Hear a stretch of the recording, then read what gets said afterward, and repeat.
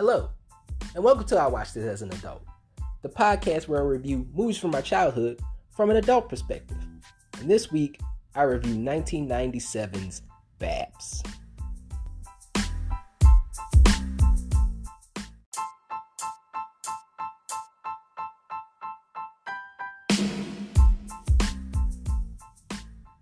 Alright, so B.A.P.S. from 1997. I'm here with my special guest again. Say your name. Prashana.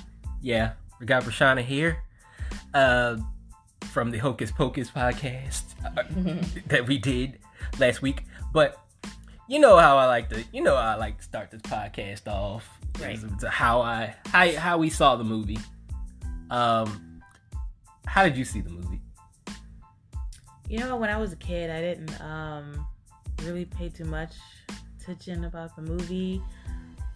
It was a here and there. Like, you know how you see bits and pieces of the parts of the movie, but you didn't really sit down and watch it from the beginning to the end. Mm-hmm. That was my situation. Okay. How I saw the movie was my mom rented like a bunch of movies from like Blockbuster. Yes. Remember? And my mom rented, for me, she rented The Replacement Killers. Wow. And Mr. Nice Guy. Wow. Mr. Nice Guy was with it was a Jackie Chan film. Oh, okay. Yeah, and Replacement Killers was with Chow Yun-Fat. Oh, okay. But That's the titles. I was thinking maybe it was, was it very violent, rated R? Replacement Killers was very rated R. That was the 90s. Our parents allow us to watch everything. Yeah. Well, not porn, but yeah, just rated R movies. So yeah, I found porn on my own, but anyway, but but my mom also rented B.A.P.S. So that was another movie that she rented that for her, and I just happened to watch it with her, and that was the only time I actually watched that movie. Us watching it for the review of this podcast, that was the second time I've ever watched that movie. Wow. Yeah, I've never. Do you still remember it though? I still remember it. Just by the first take of it when you were young? From watching it when I was a kid, yeah, I remember a little bit, most of it, a little bit of it. I remember, I want to say maybe like 50% of it from when I was a kid. And when we watched it again is when it started like coming back to me, all the stuff. And I just wanted to see it just to see if when I was a kid, I don't even think that I even really cared about that movie as a kid, honestly. But I just wanted to see it just to see if I cared, Yes. as an adult. Yeah. I was like, maybe I didn't understand it as a kid. Maybe I'll understand it as an adult. Maybe I'll get it now. Mm-hmm. But yeah. Anyway, we're getting into this movie. I never noticed that Robert Townsend directed it. Yeah. Me either. Yes. It was like, when they say directed by Robert Townsend, I was like, Robert Townsend? I was like, because Robert Townsend did Hollywood Shuffle.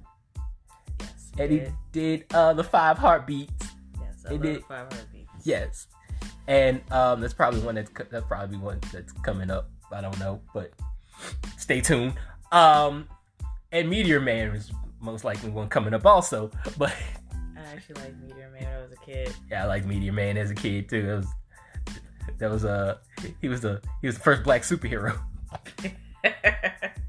True. Yeah, he was so good. I'm gonna save him I'm gonna save the facts for the Meteor Man review. Right. I'll save that. Okay. But didn't notice he did that. But by this time he had kind of went downhill. Robert Townsend. So I can understand him doing this because I think I looked at like Robert Townsend's filmography, and it's not a lot. It's not a lot to be, it gets a little messy.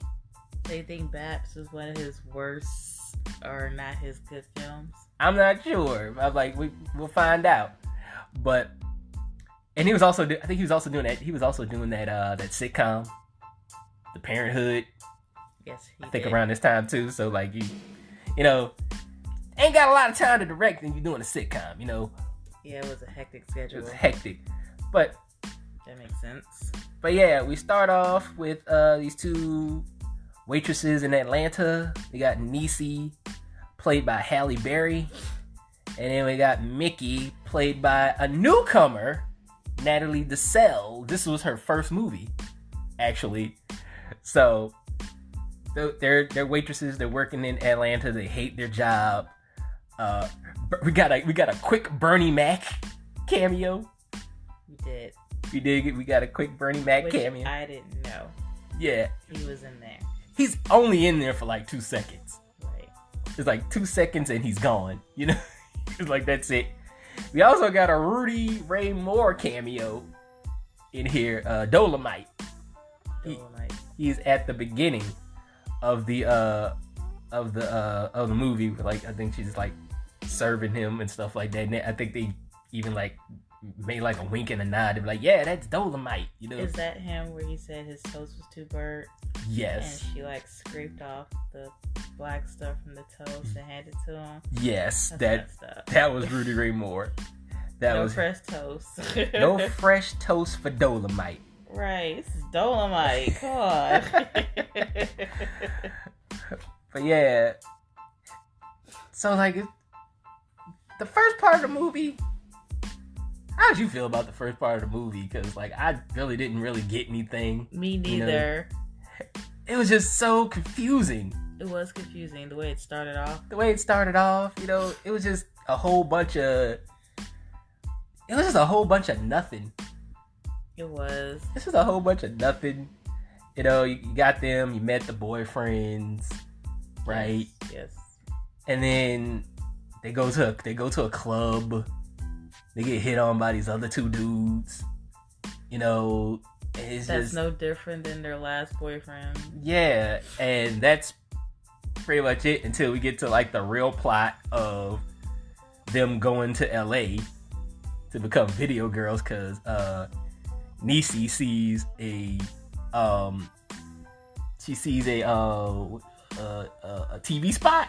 Yeah, I think Niecy saw like something what her mom said. She said if you see the same thing 3 times for 3 different places, and that's like your calling, your blessing. So she saw a dancing edition in a magazine, one in the radio, another one in the magazine. And she was like, that is it. We're going to California, LA, and I'm going to become a dancer.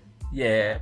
Yeah, because like the last time they saw the TV spot on the TV, and she was like, yeah, this is it. And so they went to LA to go dance for Heavy D, and they did that.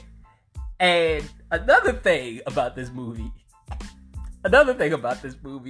is like, did they recruit just like every Def Comedy Jam comedian that was hot at the time? Yes, they did. Because the 2 boyfriends are comedians. They're like Def Jam comedians, that guys that have been on Def Jam. Yes.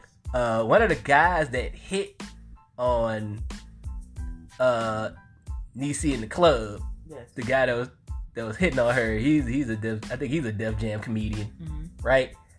There's just a bunch of like Def Jam comedians from the past that that really dates this movie. It does. It really, really dates this movie because I'm like, wow, none of those guys are around anymore.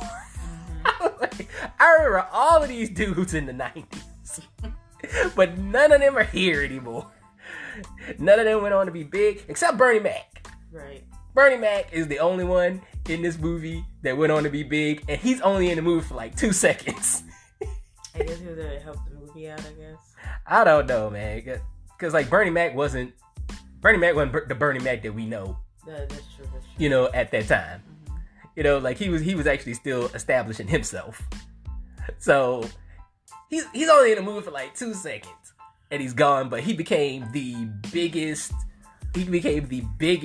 star out of all of these people. Right. But another thing I noticed, there's a scene, I think it's the club scene. There's a club scene. Halle Berry is wearing X earrings. X earrings? Yes. Like X-Men? Yes. What? I didn't even realize that because her hair. Yeah. Like her hair was taking a lot from I know it. the hair and the clothes. It was very distracting, but yeah, distracting, yeah. But yeah, she's wearing X earrings. Like, she got earrings and they got X's. They're circles, right, with X's in them. Just like the X-Men. Just like the X-Men. How far along before that movie to X-Men? I want to say this was like 3 years. They probably started shooting it in '99. Yeah, because it came out in 2000. So it was probably like 2 years. Right. Or so, you think like maybe the movie production took longer back in the day? Because right now it's just like hotcakes. It comes out. Usually they shoot like a year in advance, and then they put it out. Right. So I probably say like they started shooting the movie in '99. Or do you think that she knew she was gonna have she got a role? As X-Men. Yeah, she probably got the role like a year later. And you wanted to represent. Yeah. She probably got the role like a year later, but. Anyway, yeah, the girls go to LA. They see LL Cool J in the airport. Nothing really comes from it, it's just a pointless LL Cool J cameo. Yeah, it's a lot of cameos where you get to see Heavy D and all the other stars and stuff like that. Yeah, there's a lot of athletes, right? I'm trying to remember if there were any athletes in this film. I don't think there were any athletes in this film. I know it was a lot of 90s. It was a lot of rappers and singers at the time. Yes. And they're supposed to be, these ladies from Atlanta, Georgia, from the South. They've never been anywhere. Like, there's never been close up to a celebrity, so they didn't really know how to act and stuff. They even came to LA with a LA etiquette book so they can, be cordial and professional and stuff like that. Right. Like, kind of, I don't know. I mean, I wouldn't say it was stereotyping, whatever, but it was harmless. It was harmless. Yeah? I think it was harmless. What do you think? I'll probably get into that as it goes along. Because I don't think I really like at this point. I don't think I've really established the character. Right, me neither. From either of them, because I didn't want to go into this movie knowing what a lot of people think about this movie. Right. I didn't want to have that on me. Right. I wanted to form my own opinion. Right. To be like, I don't want to be like, oh yeah, this movie's trash. Like, oh yeah, they're depicting a ghetto stereotype. Well, I don't think it's I don't think they're ghetto. I think they're country. Yeah. First and foremost. Yeah. But a lot of people think it's ghetto. Yeah, a lot of people do think it's ghetto, but they forget it's not the urban type of ghetto. It's just pretty much the dirty South, like the down South. Yeah. Kind of thing. Everybody had grills. They even had a club called It was called the Gold Tooth. It was called the Gold Tooth. And everybody was in there with the Gold Tooth. I wouldn't necessarily say like everybody in the South wear gold tooths or something, but it's kind of like a fashion that they do in the South. You know what I mean? Right. I am from the South, so. Me personally, I think it was harmless. You know what I mean? Right. Now that you get the culture and stuff like that, the dirty South culture and everything like that, it's not what you would say ghetto per se or stereotypical, whatever. I just think that's the culture. Mm-hmm. You know what I mean? Right. And yes, it's supposed to be in a comedic sense, whatever. Right. So it's supposed to be extra. The hair is supposed to be bigger. Mm-hmm. It's supposed to be down south, dirty south, fabulous. You know what I mean? It's supposed to be like that. They're supposed to have like the country twang and stuff like that. So I get it. I totally get it. Whatever. I just don't get the part where they act like they've never been anywhere. Because this is Atlanta. This is supposed to be like the Mecca for like successful black folks. I don't know. It's always been like that. I don't know about that in '97. I'm not sure about that in '97. I think in '97 is when they were starting to bubble. Well, I think that's where people realize. Yeah, it's when but they start I think it's always in mainstream been culture. a I think that's when they started to place- bubble. Yeah, I think it's always been a place, where the best music come from, the best artists come from. You know what I mean? And you can have your business there. It's always been like that. It's just those two girls were just waiters. Working in a black-owned restaurant. You know what I mean? So it's like, so if you think about it, it's always the club was black owned. The restaurant was black owned. So it's like it's always had that. Oh yeah, Atlanta's Black Wonderland. So, yeah, so, Atlanta's always been Black Wonderland. It's just what they were trying to do was outside of Atlanta, and what they wanted to do happened to be in another location, which is in LA. True. So. Can I be a man for a minute? Go ahead. Halle Berry fine in this movie. Oh, she is. She's very pretty. Oh my god. Oh my god. Oh my god. Oh god. Halle Berry. Even in the club scene. Mm-hmm. The club scene, she got that skin tight, like pleather suit on or whatever. I had no idea. That pleather cat suit. She got that pleather cat suit on. And then she like the scene where she's yelling at her boyfriend or something like that. She's arguing with her boyfriend and she turns around and she walking up the steps. Good lord! Oh my god! I didn't know she had a wagon back there. She is dragging a wagon behind her. I did not know all that. Good lord! Wow. Yeah, man. She there's a lot of women they're put on a pedestal and they don't deserve it. I don't think she's one of those women. Really? I don't think she's one of those women. I think she deserves every pedestal she put on. I think she's out there like she's mainstream beauty. That's what I'm saying. I'm just saying that there's a lot of women that they put on a pedestal, and I'm like, she alright. Yeah. But Halle Berry is one I'm just like, yeah, she deserves it. Right. She deserves all the praise. All the praise she get, she deserve it. But yeah, Mickey, she's like the adorable friend. Yes. Like she's very adorable. Mm-hmm. You know what I mean? I take her down too. But her character is like she's really adorable. Yeah. She's sweet. She's very supportive of her non-talented friend, Nisi. Right. She is not talented, no whatsoever. But, she has big dreams, and obviously at the end she follows it. We get to that, so. Yeah, so, but anyway, they go to the audition. They're outside doing, horrible dance moves. Right. On the outside. That no one knows. Yeah. Not even the South can recognize what they do, Yeah, so. It was like, what was that? You were talking about the hair. The hair, yeah. I think it had what's her name? Vicky. Vicky had this hair. Yeah. That feathered out. Looked like a peacock. Right? And it in the back it had, what was it? Bam? It said booyah. Oh, it was called booyah because she always say booyah. Yeah.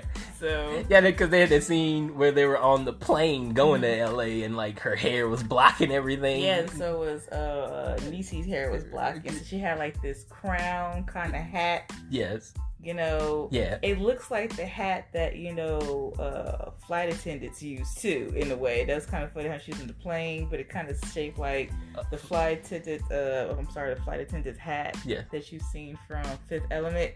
Oh, yeah. Where they actually had the blonde bob that goes with it, plus the blue hat, but hers was all hair. Yeah. And she had diamonds, crowned up in there and stuff like that. Whatever. Yeah, that was really crazy. But anyway, they go to the audition. They don't get picked. Obviously, they don't get picked. Some just random guy comes up to them. Yeah, the limo driver. Yeah, he's a limo driver, and he takes them to a mansion and he offers them $10,000. We don't know what for at this time. And they go. And $10,000 is a lot for them because they've been waiting. They've been waiters for so long. Right. So they're like, we're here! So they get in the car. Yeah. And they change their hair and their wardrobe in the car. I think they changed her outfit and her hair like 3 times in the same day. Yeah, they did. But this is the thing about which that is, normal. I know women who do that. Yeah. They change their outfit when they leave the house, and then they go to school. They change their outfit and their hair, and then they have an outfit after school. So I've seen it happen. You know what I mean? So it's like pretty normal. But this is the thing. You're out in LA. Mm-hmm. Some guy comes up to you. Some guy you don't know. Offers you $10,000. And he takes you away in a limo. How do you know this guy's not a sex trafficker? Right. He could be taking you to a sex den or something. Right. Selling you. He could be taking you to a van. They could gapple you up, put you in the van, take you elsewhere and just like sell you for money. Yeah, and that was the idea I kind of didn't like, where, like they don't know any better when it comes to the big city, knowing that Atlanta, Georgia itself is a city itself. It's a city as well, yeah. Right, you know what I mean? So that was the part I was like, okay. It was like, they're not LA smart. They're not LA smart. Yeah, type of shit. Right. But anyway, yeah, he brings them to the mansion. They meet this guy named Isaac. Mm-hmm. He tells them a story about his uncle. His uncle's dying of cancer. Mm-hmm. And then he tells the girls that his uncle was down with the brown, pretty much. Right. Yeah, he tells a story about his dad. I mean, not his dad, his uncle. Yeah, it's his uncle. And it was a waitress. Not a waitress. What do you call her? No, she was the maid. She was the maid. maid. Yeah, she was the maid of the household. Yeah. He fell in love with the maid of the household, and they had him marry off to someone else because they were down with the squirrel. Mm-hmm. You know what I mean? And then that was it. Yeah, that was it. So pretty much his uncle was down with the brown. He liked the chocolate. Right. And he wants Niecy to pretend to be his long lost lover's granddaughter. Right. Pretty much for $10,000. And so we go to see Isaac's uncle, who's named Mr. Blakemore, who's played by Martin Landau. And it just all came rushing back to me, and I was just like, Martin Landau is in this movie. Why? Because this is like him like coming off winning an Oscar. Right. He had not just won it, but like he like the Oscar is still on him. Like he's still like because he had won an Oscar for his movie called Ed Wood with Johnny Depp. And like he won an Oscar for that. And usually when you go to win an Oscar, like movie roles just open up for you. Like just and like he gets B.A.P.S. And he gets B.A.P.S. Like it's like, why are you in this? It's like you were in North by Northwest with Cary Grant. You were in Cleopatra with Elizabeth Taylor. He was on the original Mission Impossible. He was in the original Mission Impossible. And then he won an Academy Award for this movie. And the next thing you do is B.A.P.S. So and I was just like, why?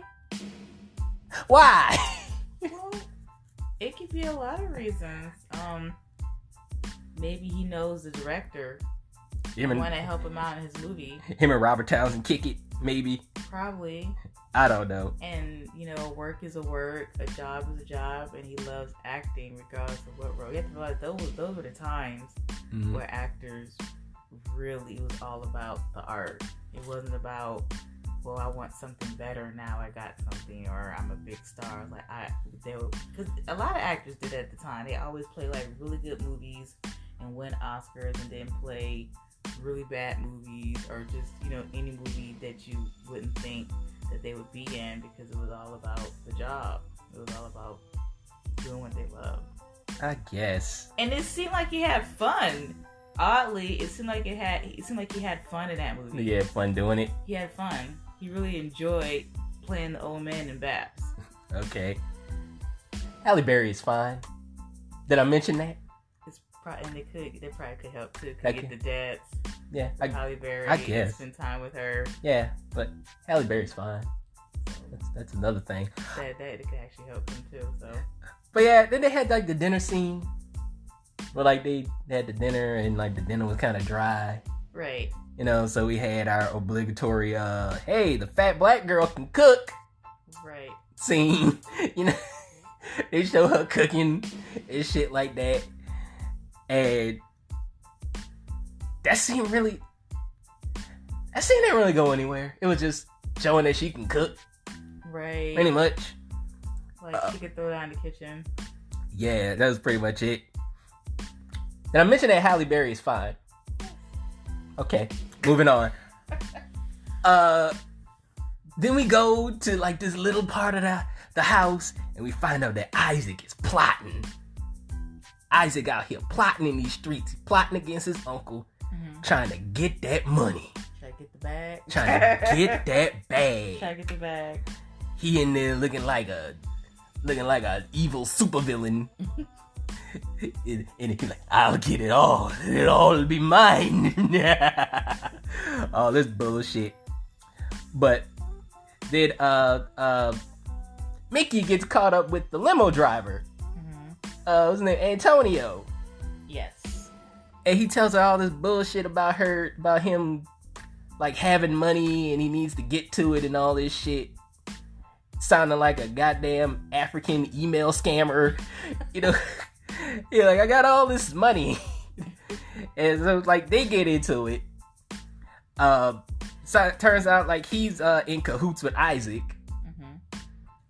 He out there stealing and thieving and trying to get pretty much trying to set the girls up. Pretty much. Wow. That part, I didn't get that part. That was pretty much it. He was trying to, like, Isaac was trying to set the girls up to take the fall, pretty much. He was trying to have a fall guy for some reason. I don't know. It didn't make any goddamn sense. Right. It really didn't. I was like, why? I thought it was like at the last minute. I thought that he was there to steal the money, and then when the girls came to see what was going on, then they beat him up, and then the cops, or should I say, the nephew came, and he was all like, "Come on, it's them, it's us against them." I don't think that was the whole plan. Oh man, Isaac stole them out, man. Isaac was a snitch. Right. Isaac was snitching. Yeah, he threw him under the bus. He threw him under the bus. They was in something together, and then Tracy the lawyer shows up. Played by actress named Troy Bayer.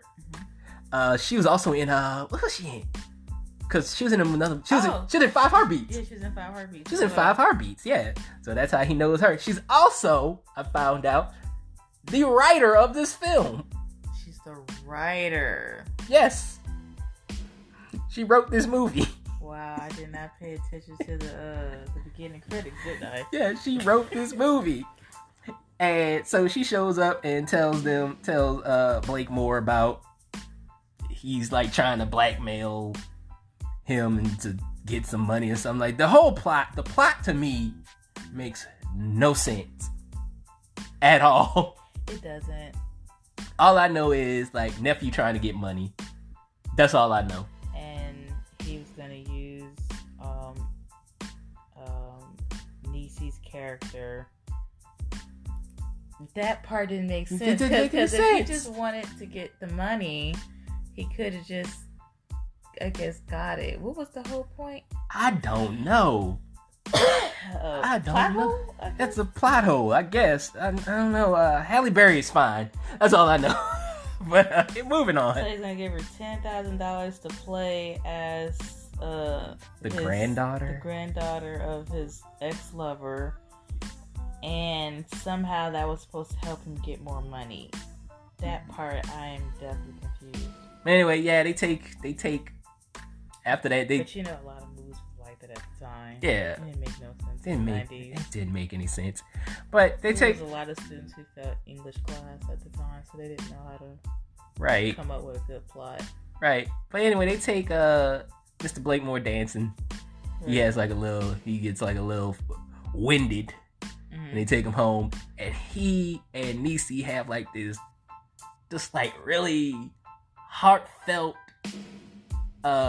speech. Like they have this heartfelt conversation in the limo on the way home, you know. And I gotta say, Mark Landau is acting his ass off. Right. I mean, like, he even gives like a little tear. Like, he has like a little tear coming down his face. I was like, wow, he is really acting. He's like, I'm about to get another Oscar off of B.A.P.S. He's like, I'm trying to get another Oscar. Off of B.A.P.S. now. Wow. But Check this out. I don't like how they kind of treated him in this movie. It's like, I mean, not like the characters, but like how they treated him in the movie. How? It's like they kind of treated him like a prop more than a person. He was kind of like a MacGuffin. You know, like they didn't really treat the character like a person. Because he was kind of like an afterthought too, in a way. Yeah, he was an afterthought. Because like he probably got like maybe like 4 or 5 scenes in this movie. Right. You don't see him very often. I was like, wow, he's really acting his ass off. And then Niecy and Mickey kind of get a little bit of regret. They get a little, regret of $10,000. Yeah, they get a little guilty. Which that wasn't even enough back in the day. Yeah. And on top of that, once they go back home, if they would have went back home broke, they'd be worse than what they've already started. Right. You know, so. But yeah, they start feeling a little guilty about being there, you know, like, it's like they're waiting for a man to die so they can get $10,000. Pretty much. I know, right? But yeah, anyway, and then there's a scene with like Halle Berry's like in front of she's in front of like these lights, and like she's got this long gown on and she just got white hair. Very pointless scene. But I was looking at that scene, I was like, damn, I wonder if the people that made X-Men saw B.A.P.S. You know, I'm just wondering that. I was just wondering if they saw B.A.P.S. and they saw that scene. It was like, there's our Storm. Right, because she had the blonde hair. And she was wearing the X-Men earrings that Storm wears. Yeah, man. I wonder if they saw that. And they were just like, there's our Storm right there. Or maybe she set that up. You know, who knows? So that'd be funny. It'd be like, she got X-Men off of B.A.P.S. Like, cause it's not that far apart in years, you know. So it's not that far apart in years between doing B.A.P.S. and doing X-Men, you know. So, but she was hustling. Yeah, but anyway, if Blakemore dies, Niecy and Mickey get the money. They open up a shop or whatever. Help their boyfriends out still, which I didn't like. I didn't like that part. Cause like the boyfriends show up at the end. They were talking about how sorry the boyfriends are and shit. And the boyfriends show up and they get the money and they still help their boyfriends out pretty much. Like they didn't really get it on their own. Right. I understand. It was I just didn't like that at all. But yeah, they get the money. That's pretty much it. Yeah, I gave he triple it, double it, quadruple double it the amount, and he was all like, I'm going to give these 2 girls who I know they're not descendants of my ex-lover. Yeah, because he finds out. Strangers. Yeah. He finds out, yeah. Well, because the ex-lover couldn't have kids. Yeah. So that's how he knew. But he still went ahead and gave them money. He gave his inheritance to them, and it was $100 million a piece. Right. And then the nephew, 0. Yeah, he didn't get nothing. Get your ass up out of here, Isaac. And then he gave his butler the rest. Yeah. The house, and like they normally do. They didn't give the butlers everything. Yeah, usually the butler did it. But but anyway, yeah. But for me, overall, this movie, I hate to say it, but like this movie was kind of like watching paint dry. It was. I was just watching it, and I was just like, there's no plot. It's just a bunch of random things happening, just a bunch of random things on the screen. Right. And like just like they was like, hey, here's Halle Berry. You like looking at Halle Berry, right? Here's Halle Berry. But anyway, yeah. But that's how I felt about the movie, and I think I'll give my score right now. Oh God. Okay, I'll give my score Let's for be this. nice. I'll give my score. I'm gonna give it. I gotta give it a 1, baby. Oh my God. 1 out of what? I gotta give it a 1 out of 5. Okay. I It's think one you're out- gonna say 1 out of 10. No, because my score is 1 out of 5. Come on, don't act like you ain't been here before. But yeah, it's 1 out of 5, and I'm probably never gonna watch this again. That's my because I scale on rewatchability, and it's not rewatchable. What's the reason? The only reason to watch it for Halle Berry. I can watch Halle Berry in any movie, pretty much. You know, I can watch her in better movies than this. So Well, my mom likes the movie, so yeah, what's your score? I gotta give it a score. Yeah, you gotta give it a score. 1 through 5. I'm gonna say 3 out of 5. You gonna give it a 3 out of 5? Well, that's your prerogative. Yeah, So, I'm gonna give it a 3 out of 5. that's your prerogative. That's pretty much it. That was my review of B.A.P.S. Be back next week with another review.